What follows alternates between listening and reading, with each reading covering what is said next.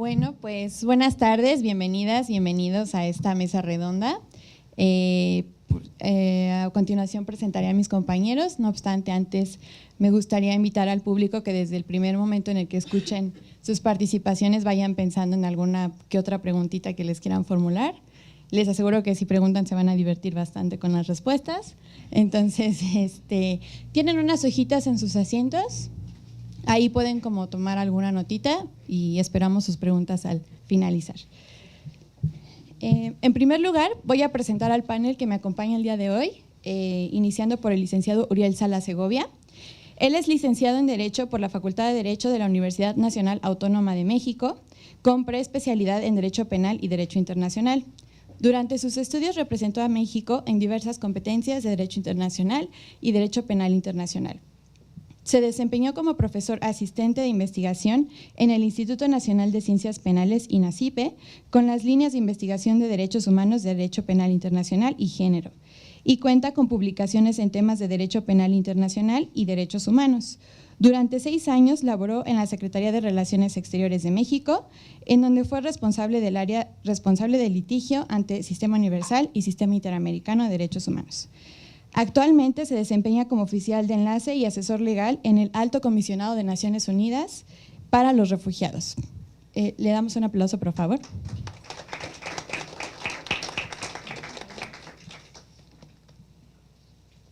También nos acompaña el día de hoy la licenciada Daniela Reyes Rodríguez. Ella es egresada de la Facultad de Derecho de la Universidad Nacional Autónoma de México en proceso de titulación. Tiene amplia experiencia en derechos humanos y particularmente en temas de movilidad humana.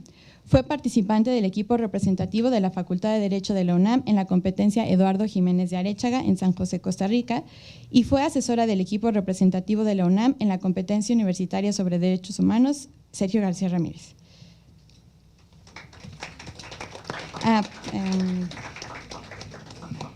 Y solamente me faltó agregar que actualmente se desempeña como abogada en la Comisión Mexicana de Defensa y Promoción de los Derechos Humanos. También nos acompaña el día de hoy Diana Villamar Ramírez, estudiante de último semestre de la licenciatura de Derecho en la Universidad Nacional Autónoma de México.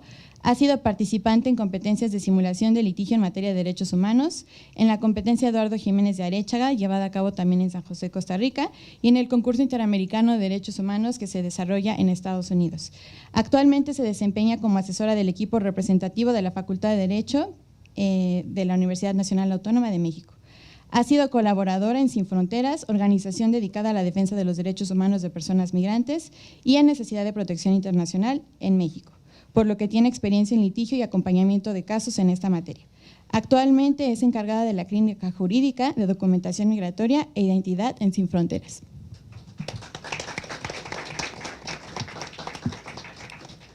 También nos acompaña el día de hoy Juan Manuel Seferino Beltrán Cruz. Él es egresado de la Facultad de Derecho de la Universidad Nacional Autónoma de México también. Ha escrito ensayos en materia de derechos humanos para la Comisión Nacional de Derechos Humanos, la Suprema Corte de Justicia de la Nación y la Organización de las Naciones Unidas, ONU Mujeres. Actualmente colabora como asistente del doctor Eduardo Ferrer MacGregor, actual juez presidente de la Corte Interamericana de Derechos Humanos. También coordina la organización del Diplomado sobre Derecho a la No Discriminación en el Instituto de Investigaciones Jurídicas.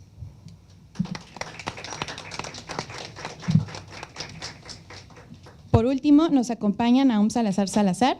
Él es estudiante egresado de la Facultad de Derecho de la UNAM. Actualmente es integrante del Observatorio del Sistema Interamericano de Derechos Humanos del Instituto de Investigaciones Jurídicas de la Universidad Nacional Autónoma de México.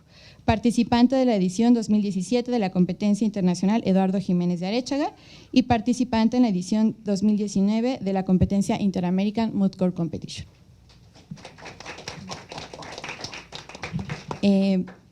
Sin más, cedo la palabra a la primera persona que presentará el día de hoy el tema, que es Diana Villamar Ramírez.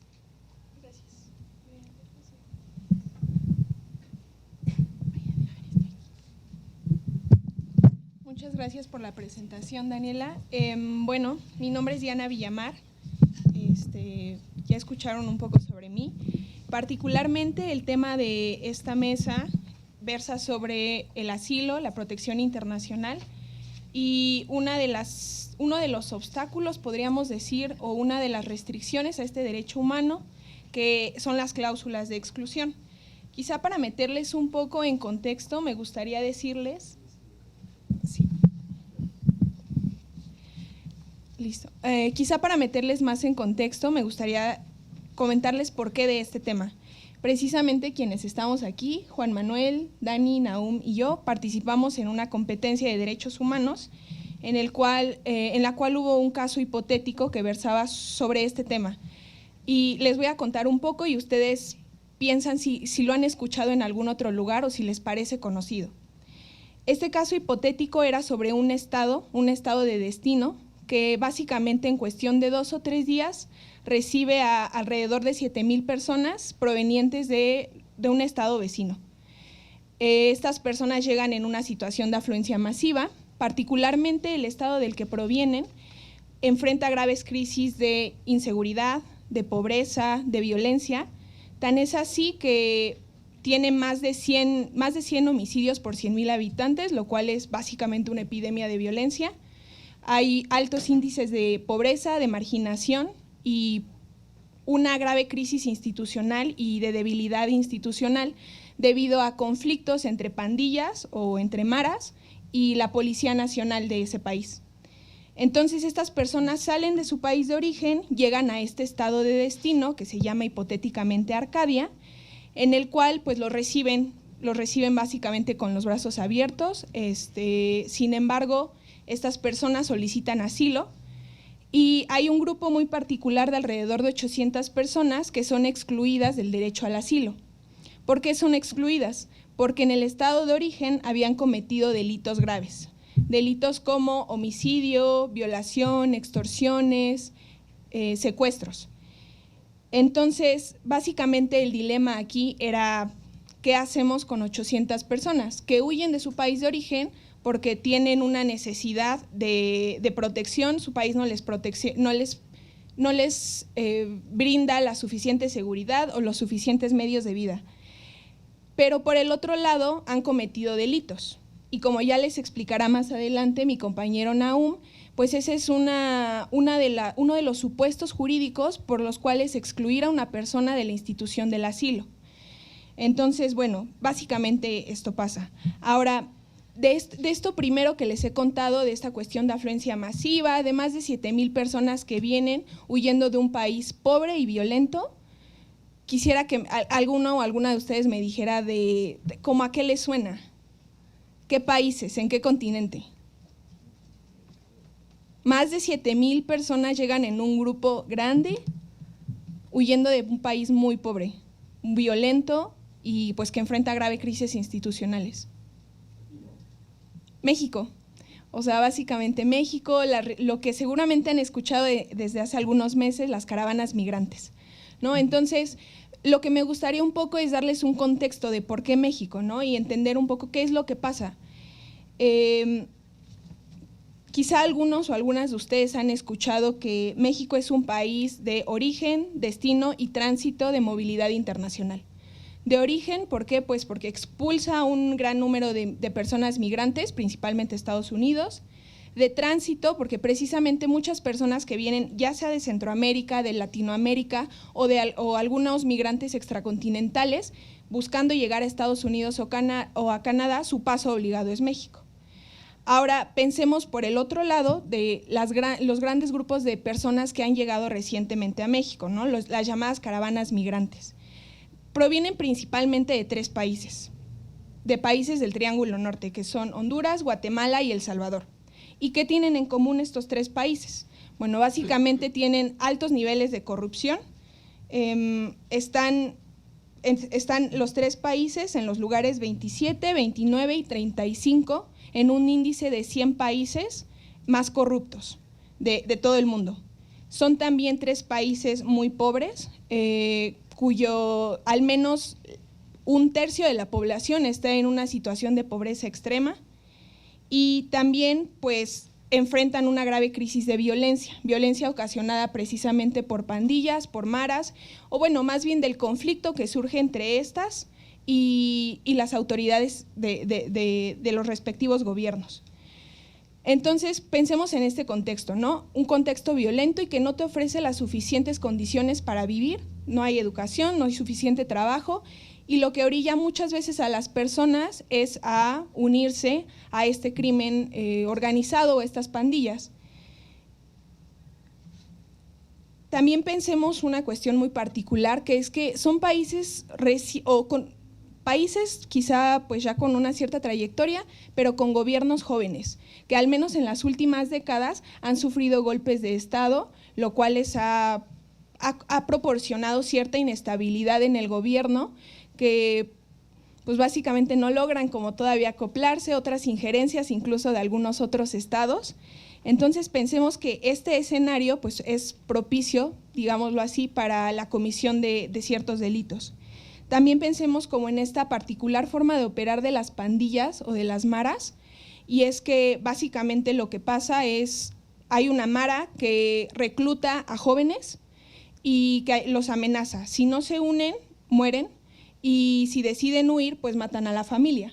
Entonces, ante ese escenario que no te ofrece suficientes condiciones de vida, es decir, creo que en algunas ocasiones parece previsible, ¿no?, que se van a enfrentar a la comisión de estos delitos, pues porque viven en este medio. Ahora, finalmente me gustaría también decir que México ahora se está convirtiendo sobre todo en un país de destino de personas migrantes y solicitantes de asilo.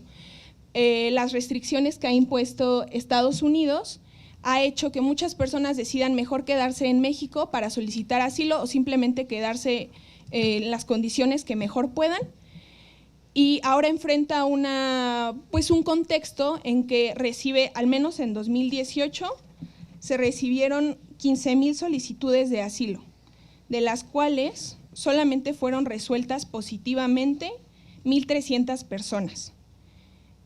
Sobre todo estas 1,300 personas que fueron reconocidas como refugiadas provenientes de Venezuela, porque también, como ya les explicaron un poco adelante, se aplica una definición ampliada del concepto de refugiado para personas venezolanas, pero no así para personas centroamericanas. Es decir, no hay un reconocimiento de la crisis que viven los países centroamericanos y se enfrentan pues precisamente a este contexto de venir, solicitar asilo o no hacerlo y quedarse en México en situación irregular. A veces pues por una cuestión de que no pueden acceder a una situación migratoria regular, otras porque les niegan el asilo y no pueden volver a su país, entonces se quedan en México por estas razones. Bueno, este fue mi pequeña presentación, el contexto que les quise dar, y ahora cedo la palabra a mi compañero Nahum Salazar, quien continuará con el tema. Gracias.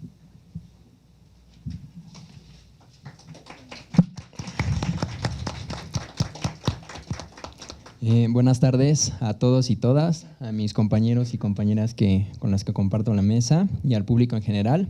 Como ya lo mencionó Diana, yo les voy a explicar más acerca, en términos básicos, sobre qué es el asilo y qué implica y cuál es el contexto de las cláusulas de exclusión en el derecho internacional.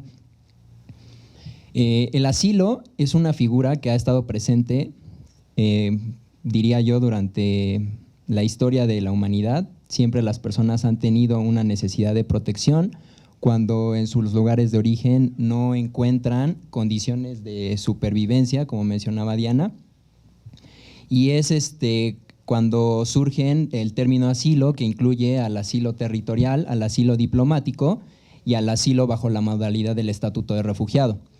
Cabe señalar que las primeras dos modalidades históricamente han estado sujetas a la voluntariedad de los estados y se ha visto como una facultad discrecional de los estados para otorgarlo.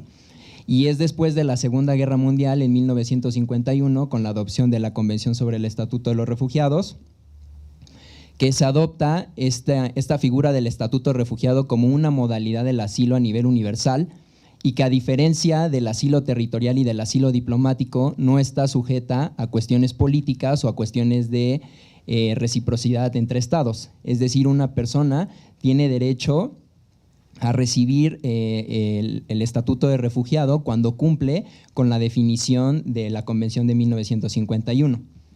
En términos básicos, la Convención del 51 sobre el Estatuto de los Refugiados establece que una persona es refugiada cuando se encuentra fuera de su país de origen o de su país de residencia habitual por cuestiones de un temor fundado de ser perseguida y de que su vida o su integridad personal corren un riesgo. Esto aunado a la incapacidad de su estado de origen o de su estado de residencia habitual de protegerlos o de garantizarles protección.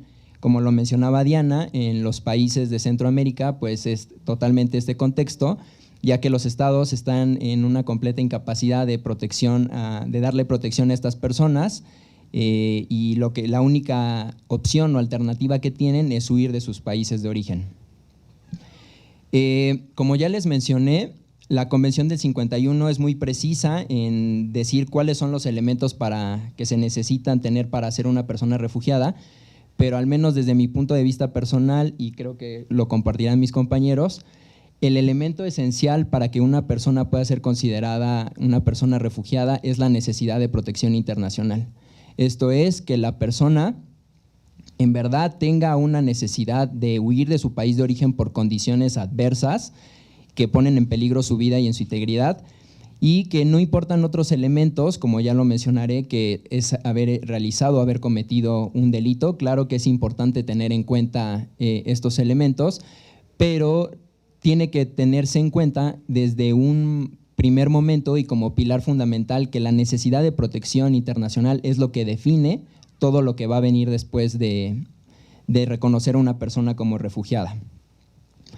¿Qué son las cláusulas de exclusión? Las cláusulas de exclusión son ciertas cláusulas que se establecieron en la Convención del 51 para evitar esto, según los trabajos preparatorios y el Alto Comisionado de las Naciones Unidas para los Refugiados en determinadas resoluciones, para evitar la impunidad y para evitar que se desvirtúe el carácter humanitario del asilo. Las cláusulas de exclusión son 3 cláusulas de exclusión que se reflejan en 3 incisos, el A, el B y el C. El A hace referencia a delitos contra la paz, delitos que van en contra del derecho internacional humanitario y delitos de lesa humanidad.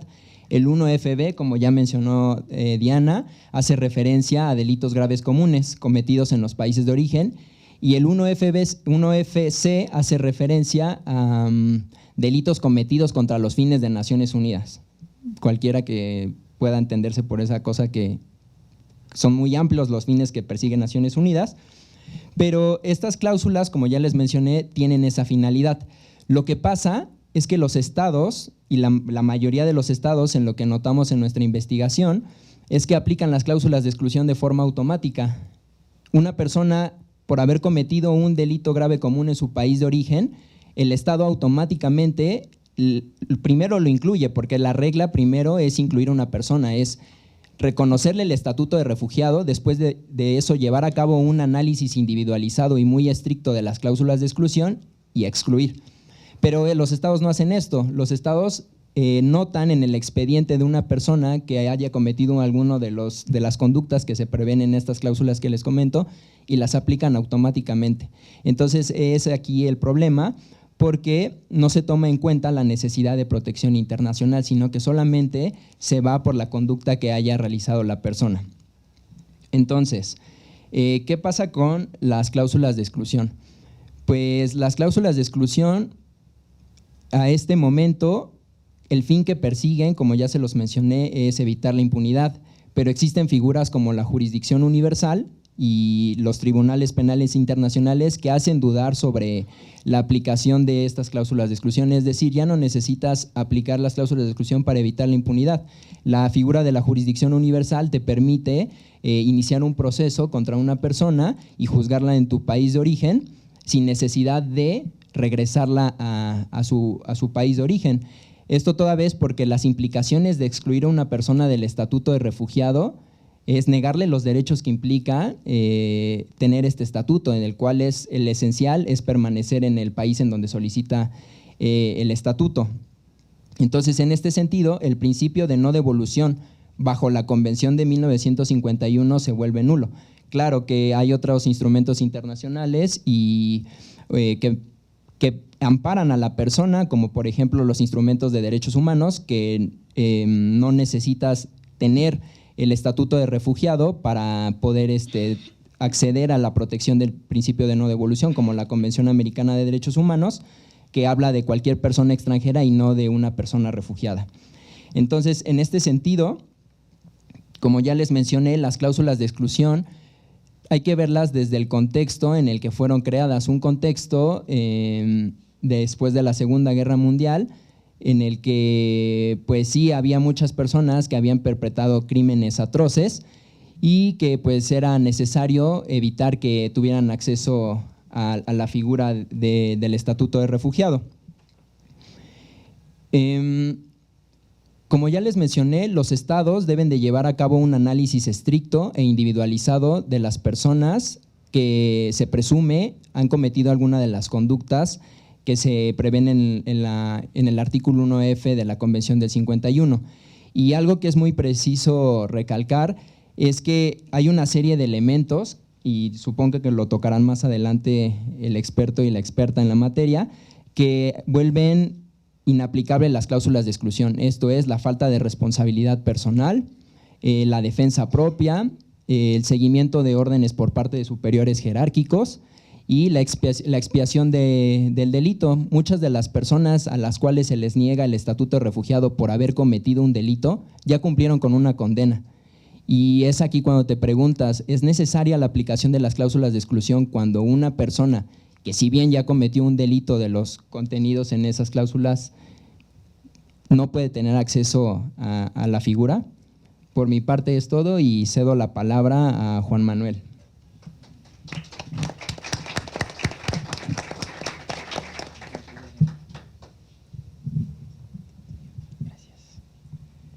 Hola, ¿qué tal? Qué gusto verlos, qué gusto verte, Uriel, Daniela Reyes, a quienes en su momento nos dieron bastante apoyo en temas de concursos. Uriel para la competencia en Washington en materia de refugiados, y a Daniela la recuerdo con mucho cariño y agradecimiento para aquella competencia de Sergio García Ramírez en el 2017, donde aprendimos estándares sobre personas adultas mayores, personas con discapacidad y privadas de su libertad. También qué gusto verte, Diana, Nahum, Daniela, qué gusto vernos reunidos en una mesa otra vez. A través de un proceso de aprendizaje que hay que decirlo de manera reiterada, es gracias a la CENADE y al valioso, importante apoyo que nos da para poder realizar este tipo de viajes y experiencias. ¿Así? Ya. Pues bueno, vámonos a lo que nos truje. A mí me toca hablar respecto del tema de la discriminación, más bien respecto de por qué consideramos que las cláusulas de exclusión son elementos que bajo una perspectiva bastante concreta pueden resultar desproporcionadas. Entonces voy a dividir esta participación señalando 3 puntos fundamentales. Primero, describir sencillamente qué es la discriminación. Después, por qué creemos que esta cláusula del artículo 1FB es discriminatoria, y finalmente, cuál es la solución que podríamos proponer al respecto. En ese sentido, yo creo que la mejor definición de discriminación que encontré por concisa y sencilla es de Jesús Rodríguez Cepeda. Él nos dice que discriminar significa tratar de manera desigual a personas o grupos sobre la base de prejuicios sociales acerca de estos, con la consecuencia de limitar o negar los derechos fundamentales y las oportunidades relevantes de las personas que los integran. Esta prohibición de discriminación se encuentra consagrada en la Constitución Política de nuestro país en su artículo primero, el último párrafo, así como también en la Convención Americana en el artículo 1.1, señalando las ya conocidas categorías prohibidas: preferencias sexuales, edad, condición económica, etc. En ese sentido, también hay que recordar que no toda distinción implica en sí mismo pues discriminar. Hay que cumplir, o mejor dicho, no hay que cumplir con ciertos parámetros de proporcionalidad para poder decir que una disposición está discriminando a una persona o a un grupo de personas. Creemos que el artículo 1FB no cumple con estas exigencias de proporcionalidad. No sé si Nahum ya lo dijo, pero si no lo repito, el artículo 1FB establece que las disposiciones de la Convención en materia de protección a personas refugiadas no serán aplicables a persona alguna respecto de la cual existan fundados motivos para considerar que ha cometido un delito grave común fuera del país de refugio antes de ser en él reconocida como refugiada, ¿no? Entonces, a simple vista, esta cláusula hace una distinción, y es una distinción que, con base en la definición de discriminación, limita el acceso a una protección a un grupo de personas que están huyendo de su país por diversas causas. Hay que entonces considerar por qué creemos que es discriminatoria. Ha dicho Nahum, es cierto, que una de las razones que brillan siempre en la cabeza de ACNUR y de los especialistas en la materia es que las cláusulas buscan combatir la impunidad. De hecho, el Alto Comisionado de las Naciones Unidas para los Refugiados también ha dicho en su documento sobre la aplicación de las cláusulas de exclusión y en su directriz número 5 exactamente eso, que primero, las cláusulas de exclusión están establecidas porque hay ciertos delitos que son tan graves que sus autores se vuelven indignos de obtener protección internacional como refugiados. Y segundo, lo que ya dijo Nahum, que el marco del asilo no debería de ser consagrado para proteger, dicen ellos, a personas delincuentes. Entonces, yo creo que respecto de estas dos razones, personas indignas e impedir la impunidad, habría que fijar puntos fundamentales. El primero de ellos, en cuanto a personas indignas, resulta necesario recordar que en un régimen de derechos humanos no podemos hablar de personas que merecen o no derechos, sino que les son reconocidos derechos humanos y que sí es cierto, se les pueden restringir, pero todos ellos a través de una metodología que busque hacer esta restricción proporcional. Entonces, tal vez podríamos pensar, obviamente el combate a la impunidad es una buena razón para aplicar una cláusula de exclusión. La lógica es bastante simple. Cometiste un delito, te vas de tu país y solicitas asilo y así impides pues que se te juzgue en tu país de origen en un proceso penal. Lo que pasa, sin embargo, amigas y amigos, es que esto no sucede tal cual en la realidad. Hay diversos matices que tendríamos que tomar en consideración. Por cuestiones de tiempo y también de practicidad, para dejarle esa experiencia pues quienes me van a suceder a continuación, solamente voy a mencionar 3 supuestos en los que me parece fundamental no aplicar las cláusulas de exclusión. El primero de ellos es bastante claro y ya lo dijo Nahum. El tema de la compurgación del delito es un elemento sine qua non para garantizar la protección a aquellas personas. No podríamos sostener en pleno siglo XXI que una persona que ya cometió un delito y que ya compurgó la pena tenga, sin embargo, que no recibir protección por materia de refugiados únicamente en atención a su pasado. Se ha dicho también que la razón de aplicar esta cláusula es, pues bueno, evitar la peligrosidad de esta persona. Pero si nos fijamos en estándares de peligrosidad, estaríamos situando, como dice la Corte Interamericana en su reciente sentencia del año 2019, caso Martínez Coronado contra Guatemala, estaríamos fijando un estándar de derecho penal del autor y no de derecho penal de los hechos, que es lo que se supone sustenta un Estado democrático. Segundo supuesto en el cual creo que no deberían de ser aplicadas las cláusulas de exclusión, creemos más bien, es en el caso de la violencia por reclutamiento forzado de bandas de crimen organizado. Diana ya habló al respecto del Triángulo Norte, esta violencia que sucede en esa región de Centroamérica y que lamentablemente viven miles y miles de personas que tienen que verse obligadas a formar parte de bandas del crimen organizado porque si no lo hacen o los matan o matan a su familia. Entonces, un criterio que les obliga a formar parte de una banda y a cometer delitos no parece per se algo conforme con una idea de proporcionalidad si queremos que a ellos tampoco se les apliquen las cláusulas de exclusión. Y finalmente, algo que a mí me llamó muchísimo la atención es el tema de niños, niñas y adolescentes. Creo que ellos son, de todos los grupos en situación de vulnerabilidad, el que más debe de recibir una consideración especial en materia de no aplicar las cláusulas de exclusión, no únicamente por criterios de proporcionalidad, no únicamente por una obligación por parte del Estado de hablar del control de convencionalidad, sino fundamentalmente porque a ellos les asisten 4 principios fundamentales: principio del interés superior del menor, principio de la garantía de la máxima supervivencia y el desarrollo, también el principio del niño o niña expresar sus propias opiniones y finalmente este principio de la no discriminación. Son grupos que necesitan medidas especiales de atención, sobre todo si consideramos que no incluir a las personas dentro del estatuto de refugiado contrae consecuencias sumamente preocupantes a su desarrollo. Y pues bueno, creo que es todo lo que tengo que decir. Muchas gracias.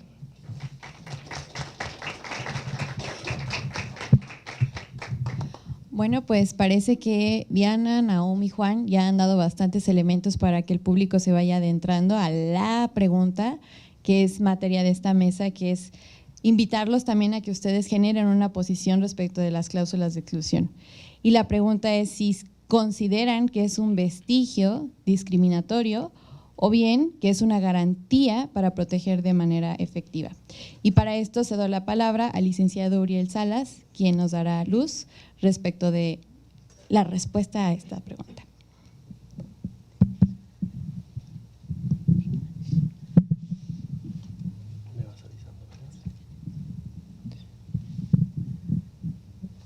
Gracias. Creo que a lo largo de la participación de mis compañeros y mi compañera en la mesa, pude identificar algunos puntos que creo que sería interesante conversar aquí.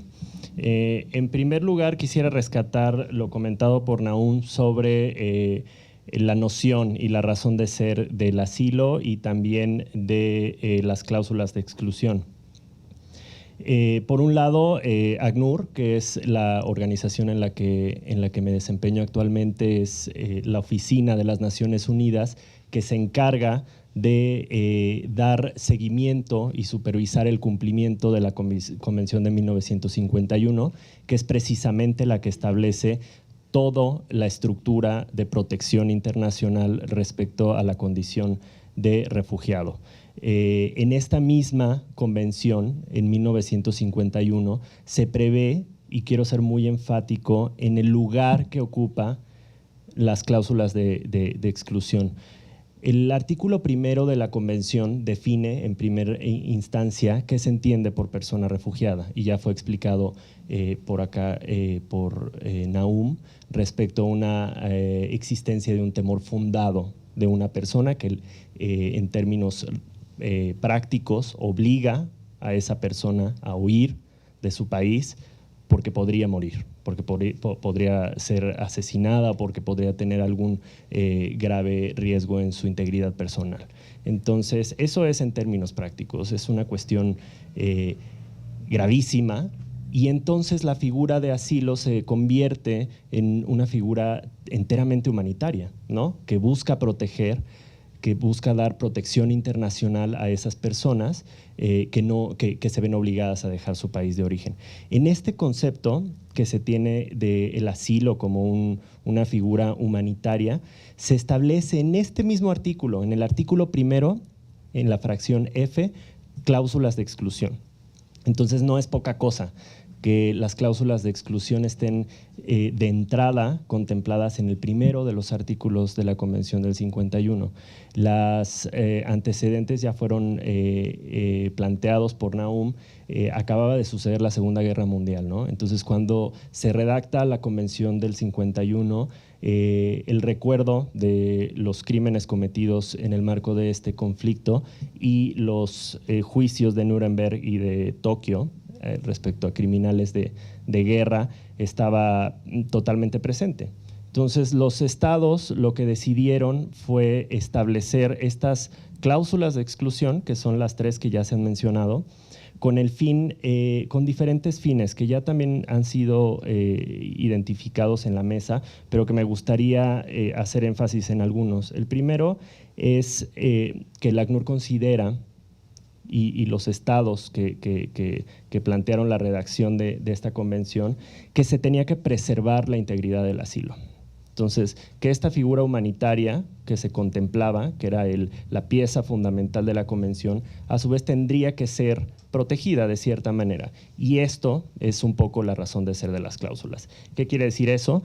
Que en términos, por ejemplo, de las directrices de ACNUR, se considera que estas cláusulas evitan que personas que no son merecedoras o no son dignas, son palabras sumamente fuertes, que no son dignas de protección internacional, entonces deben ser excluidas. Esto bajo la idea de que existen crímenes tan graves y tan aborrecibles, en palabras también de las directrices de ACNUR, que evitan acoger a esta persona a protección internacional, de conformidad con el estatuto de refugiado únicamente, ¿no? Entonces, bajo esta idea de protección, de no dar protección a alguien que no merece o no es digno, también está la otra cara, que es la protección a la población del Estado receptor y de la seguridad nacional, ¿no? En términos de los hechos que pudo haber cometido con anterioridad en el caso de la segunda cláusula de exclusión. Entonces, esta idea de las cláusulas, esta es la razón de ser, ¿no? Lo que justifica en su momento la creación de las cláusulas. ¿Qué implica entonces aplicar una cláusula de exclusión? Sí, implica que la persona que ya se ha comprobado que necesita protección internacional, porque previo a establecer una exclusión se tiene que incluir. Entonces, si primero comprobamos que es una persona que requiere protección internacional, pero se coloca en uno de estos supuestos, entonces se le va a retirar esta protección. Es realmente fuerte la consecuencia y por ello es importante que se lleve a cabo este análisis de manera restrictiva, exhaustiva. Eso quiere decir que las 3 cláusulas contempladas son las únicas que van a poder aplicarse y que no se podrá incluir otro tipo de causales por analogía. Y además que tiene que ser sumamente rigurosa y que se tiene que establecer con demasiada cautela, ¿no? Porque la consecuencia de exclusión, de excluir a una persona de protección internacional, pues es sumamente grave. Quizás resaltar que las cláusulas de exclusión son establecidas como una vía para no proporcionar esta protección internacional, pero también como una obligación tanto de los estados como del ACNUR de no dar protección conforme a la condición de refugiado. Ahora, esto no implica que el Estado en cuestión está obligado también a regresar a esa persona, a su país de origen. Únicamente lo que implican estas disposiciones es que está obligado a no otorgar protección de conformidad con la Convención del 51. Y esto deja salvo otro tipo de protecciones en el marco del derecho internacional de los derechos humanos, que ya fue mencionado por acá, y en el marco específicamente de la Convención contra la Tortura. Ambas disposiciones establecen una obligación a cargo de los estados de proteger a las personas, de no regresarlas a su país de origen cuando puede estar en peligro su vida o cuando hay elementos razonables para pensar que pudieran ser víctimas de tortura u otros tratos crueles, inhumanos o penas degradantes. Entonces, esta es un punto importante para poder identificar y poner en cada sitio el tipo de obligación que tienen los actores, los estados, el ACNUR, y por otro lado, otro tipo de obligaciones que tienen que seguir observando al margen del derecho internacional de los refugiados, como es esto, la Convención Americana y la Convención contra la Tortura. Quisiera retomar algunas cuestiones en reacción a lo que se ha mencionado. Yo primero me preguntaría si en realidad el problema o el posicionamiento sería que el artículo 1F B, que es el que contempla la cláusula de exclusión por crímenes graves, es en sí mismo discriminatoria, ¿no? Como entiendo fue planteado. Para que se pueda hablar de un acto, una omisión discriminatoria, pues debe ser, no debe haber una distinción objetiva y razonable, y además no debe sujetarse a la necesidad o proporcionalidad para que ésta pueda ser determinada como discriminatoria. Entonces, yo pensaría que en sí mismo las cláusulas de exclusión tienen una razón de ser, ¿no? Y están dirigidas a situaciones muy específicas, a un objetivo legítimo. Y por otro lado, contemplan en el mismo análisis de exclusión 5 pasos que son determinantes. El primero es incluir primero a la persona, ¿no? Antes de hacer cualquier tipo de análisis de exclusión, primero se tiene que analizar si la persona requiere protección internacional. Solo después se va a pasar al segundo paso, que es identificar si existen detonantes que requerirían un análisis de exclusión conforme a la Convención del 51. El tercero es analizar los hechos específicos que cometió la persona y establecer si éstas encajan en unos de los supuestos del artículo primero F, que sería un crimen internacional, un acto en contra de los objetivos y propósitos de la ONU y la existencia de un delito común grave. El cuarto sería establecer si existe responsabilidad individual de la persona por esos hechos. Y en este punto específico es donde se debe de analizar si se plantea alguna especie de defensa en favor de la persona o de expiación.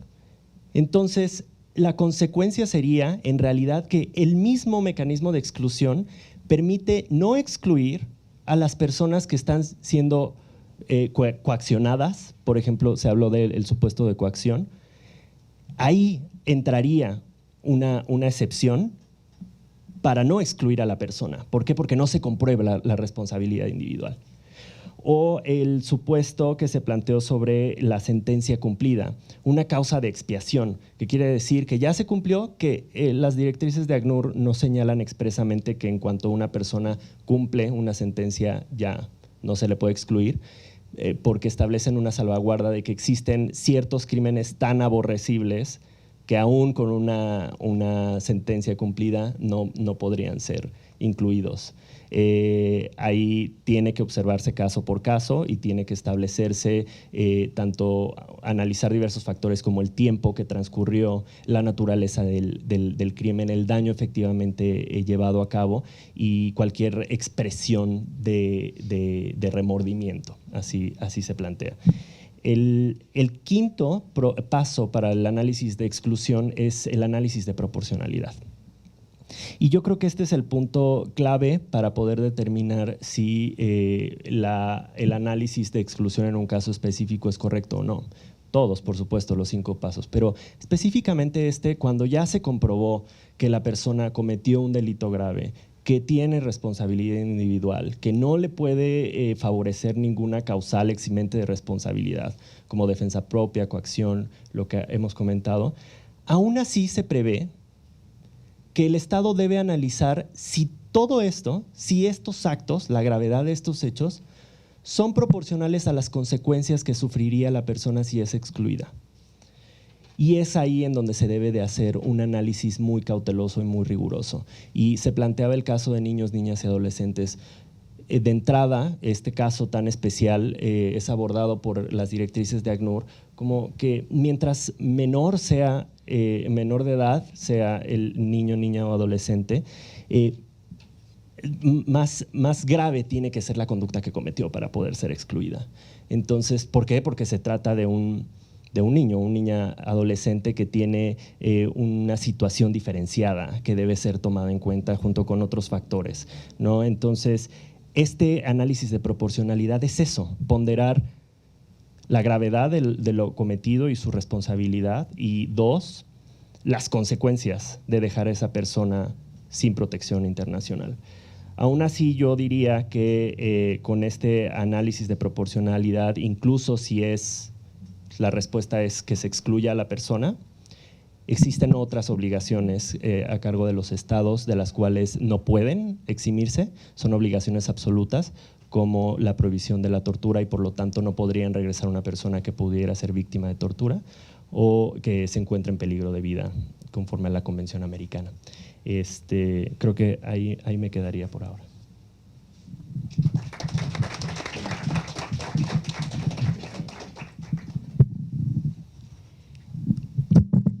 Bueno, pues voy a dar continuidad con la mesa. Antes que nada, agradecer a la Comisión Nacional de Derechos Humanos y al Senade por la invitación para estar aquí. Estoy muy contenta de compartir mesa con todas y todos ustedes. Y yo estoy particularmente contenta de que me haya tocado ser la última participación porque tenemos perspectivas distintas. Me parece que la participación de Uriel contrasta o matiza un poco la participación en las participaciones previas y nos permite ver un punto de análisis distinto, ¿no? Saber si directamente la regulación de las cláusulas de exclusión dentro de la Convención sobre el Estatuto de los Refugiados es discriminatoria o no en sí misma. Me parece un análisis muy interesante y muy pertinente el que hizo Uriel, pero tenemos otra cara de la moneda, que es la aplicación que se hace de esas cláusulas de exclusión y el aterrizaje en el ámbito nacional. Y ahí es donde yo me quiero centrar un poco más, ¿no? En qué pasa. Uriel nos planteaba todos estos elementos que se deben de valorar al momento de determinar si es aplicable o no una cláusula de exclusión. Todos estos elementos en sí mismos son bastante razonables y nos podrían permitir en un principio aplicar una cláusula de exclusión de manera correcta, es decir, sin que se vulneren los derechos de las personas y sin que la misma sea discriminatoria. Sin embargo, esto, yo lo plantearía de esta forma. Todos estos estándares, todos estos criterios, todos estos lineamientos se aplican en el caso mexicano. La respuesta rápida, sencilla, es no, eso no pasa. Entonces, antes de entrar con el análisis de algunas situaciones particulares que desde la Comisión Mexicana hemos identificado como deficiencias en la aplicación de cláusulas de exclusión, me gustaría poner un poco de contexto en números, ¿no? Solicitudes de información que hemos hecho a la Comisión Mexicana de Ayuda a Refugiados, quien se encarga de dar trámite a las solicitudes de asilo en México, y la manera en que aplican las cláusulas de exclusión. Y es solamente para darnos una idea de no solamente los problemas que hay en el análisis, sino también en el manejo de la información y en cómo podemos tener acceso a la misma. Entonces, desde la Comisión Mexicana hicimos una solicitud de información sobre cláusulas de exclusión que cubría los años 2015 a 2018. Para empezar, esta solicitud de información se hizo a principios de este año. Recibimos únicamente información de 2015, 2016 y 2017 porque nos indicaron que de 2018 no había estadísticas todavía. Sobre eso, no nos dieron números claros respecto a la cantidad de veces que fue aplicada una cláusula de exclusión. Nos dieron números respecto al número de solicitudes negadas. Una solicitud de asilo se puede negar por muchas cosas, además de por la aplicación de una cláusula de exclusión. Entonces, solamente de forma ilustrativa, en 2015, Comar nos reportó que negó 1,269 solicitudes. En 2016, 2,291 y en 2017, 1,699. Son números muy altos, más de 1,000 en 2015 y 2017 y más de 2,000 en 2016.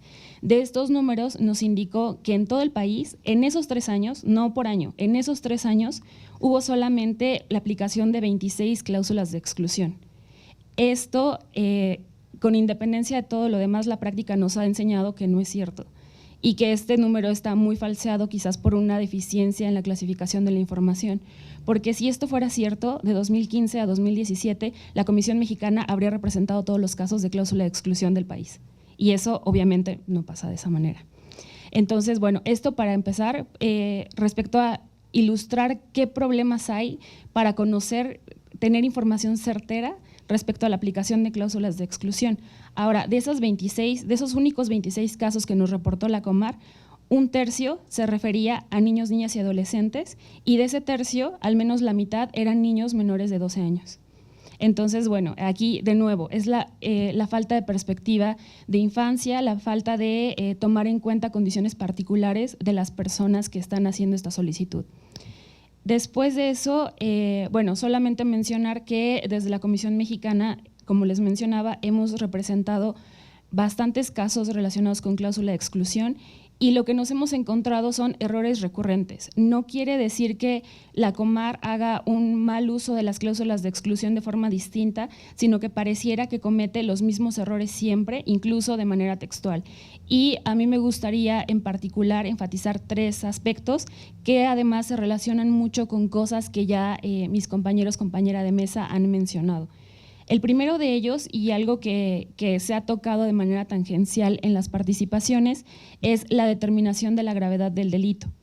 Eso como tal no existe, en las etapas que mencionaba Uriel, no existe una etapa como tal en la que se mencione esto. Sin embargo, la determinación de la gravedad se hace a través del análisis de las 5 etapas, o bueno, de las 4 posteriores a la inclusión en la condición de refugiado. ¿Qué es lo que pasa o qué es lo que dice ACNUR en sus lineamientos, en sus directrices sobre cláusulas de exclusión? Lo que dice ACNUR es que la gravedad del delito se va a determinar con base en muchos factores, entre los que menciona el daño efectivo que se haya provocado con el delito, el procedimiento que se haya llevado para enjuiciar el delito, no lo que hablábamos de la compurgación de la pena, la naturaleza de la pena, si como tal la conducta cometida amerita, por ejemplo, una pena privativa de libertad o son sanciones administrativas, ¿no? Que en ese caso también sería importante hacer esa distinción. Y también cuántos países consideran esa conducta como un delito grave. Todos estos aspectos permitirían hacer un análisis integral de la gravedad de la conducta que se le atribuye a la persona que está solicitando la condición de refugiado. ¿Qué es lo que pasa y qué es lo que hace Comar? Que lo único que hace es hacer una comparación entre las penas previstas para ese delito entre México, que sería el país de refugio, y el país de origen de la persona solicitante.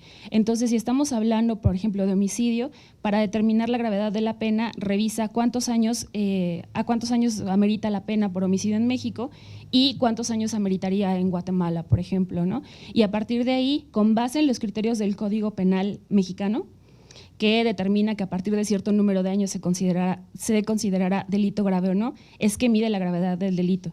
Si, por ejemplo, la gravedad del delito se determina a partir de 5 años de pena privativa de libertad, entonces, si la pena privativa de libertad en el país de origen es más alta de ese número, entonces considera que estamos ante un delito grave, lo cual excluye un montón de circunstancias adicionales y, bueno, lo convierte en un análisis simulado realmente, ¿no? Porque eso no puede considerarse un análisis exhaustivo de la situación. Eso es conforme a la determinación de la gravedad del delito, que sería el primer problema que nosotros hemos identificado. El segundo, y que ya lo mencionaban tanto Juan y hacía especial énfasis Uriel, tiene que ver con la proporcionalidad, el análisis de proporcionalidad. Y Uriel lo explicaba muy bien. Se tiene que hacer un análisis de ponderación entre la gravedad del delito y las consecuencias de no otorgar protección internacional a la persona que está solicitando asilo. ¿Qué es lo que hace en realidad la Comar? Hace una ponderación entre las penas, la sentencia a la que se podría dictar en México por la comisión de ese delito y el delito cometido, ¿no? Es decir, si hay, por ejemplo, un delito de posesión de marihuana, que es muy común en Centroamérica, lo que hace la Comar es revisar qué tipo de pena tendría ese delito en México. Entonces, si, por ejemplo, esa conducta estuviera tipificada en México y le correspondiera una pena privativa de libertad de 2 años y en Guatemala, por ejemplo, la pena prevista fuera de 10, consideraría que no hay una proporcionalidad de las penas y entonces, bueno, sería el único motivo por el cual se detendría de aplicar una cláusula de exclusión por incumplimiento del principio de proporcionalidad. ¿Qué es lo que genera esto? Que en realidad este tipo de análisis propicia la aplicación de cláusulas de exclusión porque en la mayoría de los casos las penas son más o menos equivalentes. Lo que nos damos cuenta es que tanto la edad mínima de responsabilidad penal en los países de Centroamérica como las penas son muy similares a México. Entonces la diferencia suele ser de 1 o 2 años y en algunos casos con atenuantes o agravantes. Entonces no hay nunca un análisis serio de proporcionalidad que se centre en la parte importante de la aplicación de una cláusula de exclusión, que es dejar a una persona desprotegida frente a los peligros que puede correr en su país de origen, bueno, en contra de su vida, su integridad o su libertad. Eso, bueno, es sumamente grave y es una cuestión que se genera o que se presenta con de forma demasiado continua.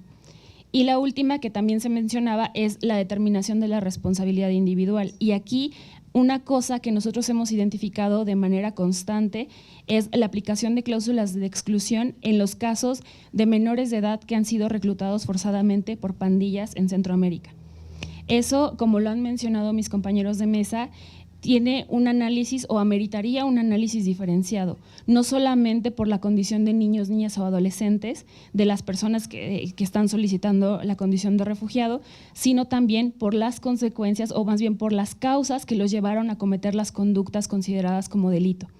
Entonces, ACNUR incluso tiene unas directrices particulares para analizar las solicitudes de niños, niñas o adolescentes reclutados forzadamente.